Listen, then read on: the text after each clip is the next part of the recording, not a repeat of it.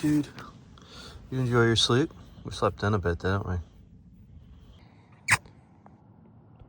Morning relaxation. Enjoying it? Little breakfast? What are you eating? It's steak and potatoes. You enjoying your breakfast? I think you are. Alrighty, guys. Welcome back to another episode. I appreciate you tuning in, and if you could, it would mean the world to me by supporting this channel, hitting that subscribe button, and giving a like, share, comment. Any or all of the above would be greatly appreciated and would definitely help out this channel. So we're currently right now on my property in Southern California desert, specifically a town just adjacent to or just right next door to Joshua Tree, 29 Palms. I bought this property, I think only about 3 months ago, and I am thinking I'm going to build an off-grid property out here. I do have access to electricity right to the property. I have a few things I want to figure out. Either I'm going to have a ton of solar panels here and have absolutely no reliant or not be reliant on the local municipality. I'm either going to drill a well here because there is water below this property, believe it or not, or I'm going to haul in water and then collect rainwater for agriculture and planting and gardening and things of that nature out here. I'm not too sure how I'm going to go about it, but we're going to figure that out. Today's the day where I'm actually putting some serious thought into it. I came out last night with my dog Buddy. We cooked up some steak, did a ton of camping and stargazing on out here. It was phenomenal. It was amazing. And yeah, I'm ready to call this home. Just on the other side of these mountains over here is Route 66. This is all BLM land over here, so I'm never gonna have neighbors. Great for dirt biking, off-roading. If I wanted to make my way to Oceanside to go surf, about 2.5 hours, and if I wanted to go down to Baja, I can be down in a place I love to surf, La Fonda, thinking about 2.5, 3 hours as well. So it's a nice little spot. I have access to the main road, pavement road, which is important to me because I do like motorcycles, and it would be nice not to be too deep where I need to actually be on all dirt road for more than a quarter mile or so. But it is super hot right now. Probably gonna lie out and get some sun, and then we're gonna put the drone up a little bit later when the sun's going down, give you a pretty nice view of the property and what I'm thinking, the layout. But I do want to take Buddy into town, stroll him around, go get some lunch, and kind of show you what I love about these little SoCal desert towns. All right, let's go.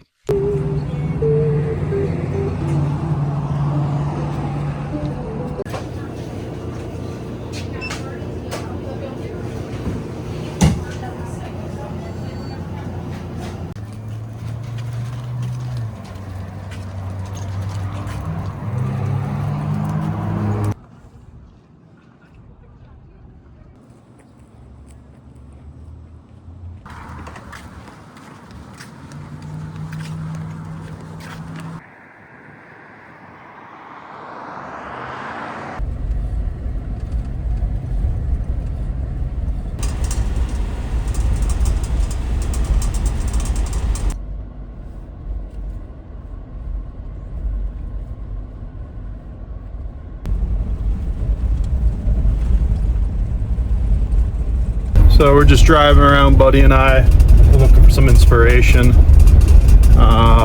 See what everyone else is built like out here. It seems the more odd, the better. So that's what I love about it out here. My biggest thing is I don't want to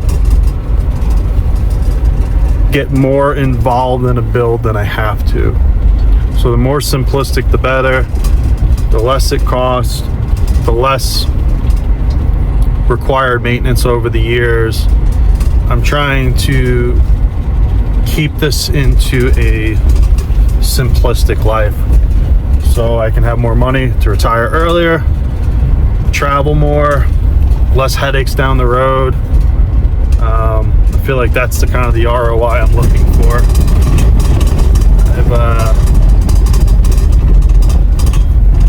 Any property that I own from, wow, hitting some bumps here. Any properties that I own for myself from here on out, I just want it to be the least amount of headaches possible. I'm sure anyone who's been a homeowner understands that. So my two things are low maintenance, my three things: low maintenance, manageable, low cost, whatever that means nowadays, and low, if not no, property taxes, and some land. So I guess that's a few things, several things. That, all right, let's make our way back to town and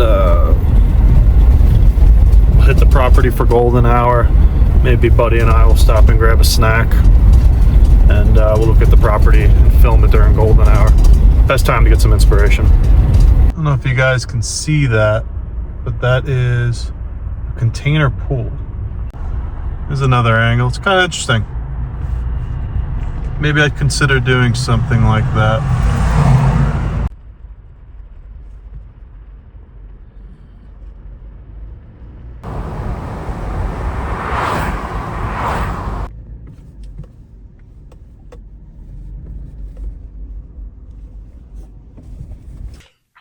So we're back on the property. Buddy's in the truck right now. I think he's pooped from today, and the lack of shade right now with the direct sun, he's hot. Overheats easily, that guy. So I got him into the 4Runner with the AC blasting right now, and I'm just starting to take some drone footage of the property, and I'm starting to envision how I'm going to do this, because the next couple of weeks I'm going to start pricing everything out. I saw a Quonset not too far away. It looked pretty sweet. And I'm starting to look at some kits and things. Getting the thoughts together of how I can actually make this come to fruition. Building a Quonset is going to be low maintenance, but there is going to be some additional hurdles and obstacles that first I'm going to have to come over. I'm going to have to figure out how to configure the inside, number one. Number two, how to get it to code, which I don't think will be too difficult out here. And then three, how to insulate it. I'll probably do closed cell with some spray foam. And then an idea just for the dogs. I'm never not going to have dogs, especially out in this heat out here, considering the dogs. I want to do radiant cooling just because it gets hot out here. The idea is this is going to be my home base.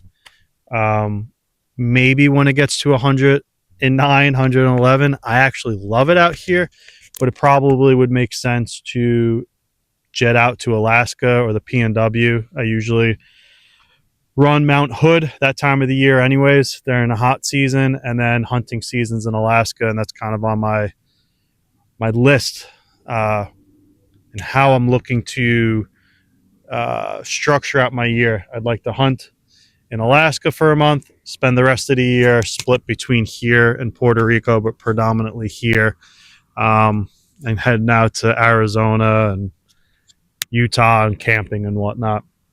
So we're close on the property where I think I'm going to be putting the Quonset as a home, and then in addition, I want to do about a 2,000 square foot steel barn where it can turn into a workout room, a place to put dune buggies, dirt bikes, and the surfboards and all of that nature, like a proper barn.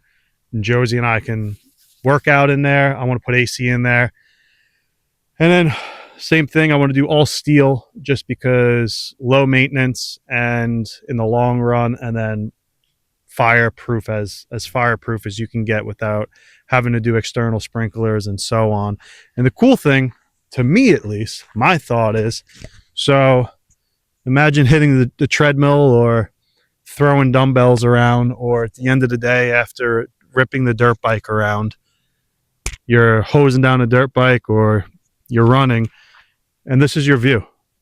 And it only gets better as the sun's setting. Golden hour is amazing. And then this morning I watched the sunrise for the first time ever on this property over the mountains. So both golden hours in the morning and in the afternoon, it's sweet. So what I love about this property and why I got this property specifically is, one, it is adjacent to the highway. So one, for emergency purposes, safety purposes. Two, if we want to have a car that's not off-road capable, it would be nice to have that option.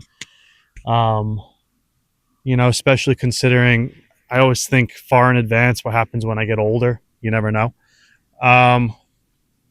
With that being said, since it's so close to the road, we also have access to the utilities in terms of electric. So there is a couple of telephone wires and telephone poles running through. So I have the option of either going off grid or staying on grid with that. The other thing is, in this particular section over here, there's a huge aquifer below. So once again, it gives me options. That's what I was looking for with this property, is either to drill below or put in containers, like 40,000 gallons, and haul in water and then collect rainwater as well. So that's where I am currently. Is I can't decide whether I want to go 100% off grid with electric and water, or if I want to tie into the electric. And the reason I would consider doing that is the AC. If I leave the property for 8 hours at a time, say for work, or I'm just going on a hike or a run somewhere, and I have the dogs in the house and it's 100 degrees, I have to make sure that we don't run out of power. So that's one, just the AC and the safety for the dogs. So that's why I would consider that. But I mean, I have 5 acres and I know I can fit enough solar panels. So I'm in between. I got to figure that out. And then the other thing is, do I drill or do I haul in water? And the price difference, it's tremendous. So I was talking to a guy not too long ago. He says his biggest fear about drilling is if we have an earthquake out here and the pipes move, you're going to have to drill all over again. So those are the two big things that I really got to figure out right now, which direction I'm going, because I am going to start applying for permits and putting in for permits, I would say within the next 30, 60 days. So I kind of got to figure it out. What I like about it, though, is if I do the haul in water, later down the road, if I want to drill, I can do that. If I go off grid with the solar and then later down the road I want to tie into electric, I can do that. So I like the optionality of it all with this property. The other thing to consider is, and I'm going to try to put up a layout of how I'd like it. So this is 5 acres. I think I'm going to fence in about a solid acre to an acre and a quarter. I think that's plenty. In there, I'm looking for some type of pool. You have to have a pool out here because it's so hot. I want to have the Quonset as a home. I want to have the barn for all the dirt bikes, the toys, and like a home gym. I do want to have some type of greenhouse. I am going to dig below the earth and have a below grade greenhouse. And then I would like another smaller agricultural shed where I'm going to put AC to keep chickens. That's a dream. We'll see what happens. So I'd like to fence in about an acre and a quarter. Maybe I could put up a photo and show you kind of what it looks like. The only obstacle that I'm nervous about with this property, and there's people who've built around here, so I know it's doable. In the front of the property is a flood zone, and I can work around that. So my thought is, and I'll try to put the aerial photos of, you can see where the water works. I'm going to have to get in an excavator and push up the soil on the back end of the property, which is already above grade, I believe. I'd like to have everything on a slab, all the foundation, so everything's going to be lifted and raised. And then my thought is the front of the property, what I'll end up doing is drawing out a path, a nice long driveway, and then put plumbing below. So I'm losing my train of thought of what it's called right now. but have pipes where the water can pass through. So irrigation flow essentially. And then I would just drive right over that and have a pathway. I don't foresee that being an issue, but it will be an obstacle and something I'm going to have to deal with. But I see houses all along this road and they deal with it, you know. It's part of it out here, the landscape out here. But this is it. I'm trying to reach out to, so that way is about 400 plus acres of BLM land. This, I think, was seized by the government, which is my next door neighbor. And I think it was used for the telephone line years ago. So I don't think anyone's ever building. I think it can't be labeled as BLM, but I think it's set aside similar to that. And this property is in a trust here. I'd like to try to buy it. That would guarantee I would never, ever, ever have a neighbor. But everyone's so spread out that even if I do, I don't foresee that being too much of a headache or a problem. Yeah, that's it. It's quiet out here. It's peaceful out here. I'm curious to see how crazy and how much of a headache this may be. But yeah, I don't know. I'm super excited on it. I do think, after watching YouTube enough, talking to friends, I'm a millennial. I just see the next trend, and I'm calling it now. And maybe it's already happening and I'm late to it. But I think Hawaii is gone. I think Puerto Rico is way too expensive now. I think going to Alaska, Montana, Idaho, all those places, West Texas, all those places that used to be super affordable and dreamy, that weren't dreamy, but it was, I have nowhere else to go. It's affordable. All those places are gone. The last bit of affordable land and building is, I think, the Southwest desert. I think somewhere between Utah, a little bit of Arizona, and Southern California. I do think the millennials and Gen Zers, I think we'll see a movement where more of those generations, our generations, are going to start migrating out here. Why I also think that, and I think it's very feasible and doable, living out here 12 months of the year it's hard. It's doable, but it's hard. However, I think most of us millennials and Gen Zers are never going to have kids. We have remote work. We're building cheaper to have a greater life and a more affordable life. I foresee a lot of individuals splitting time between the tropics, the mountains, or here. And I think it's going to be much more affordable. I think we're going to have seasonal lives. And I do think the desert is the last spot where we're going to start seeing a lot more millennials like myself pick up land and, I don't know, enjoy it out here. So I'm going to enjoy sunset right now. These mountains, they like turn like a purple once sun sets. I think we have about another 20 minutes or so. And yeah, if you have any questions, any thoughts on all of this, I'm going to videotape this and record this and vlog this from here on out. I'm trying to go as simple as possible. I want to find like how the artist used to do. Just find the romance in the simplicity of it.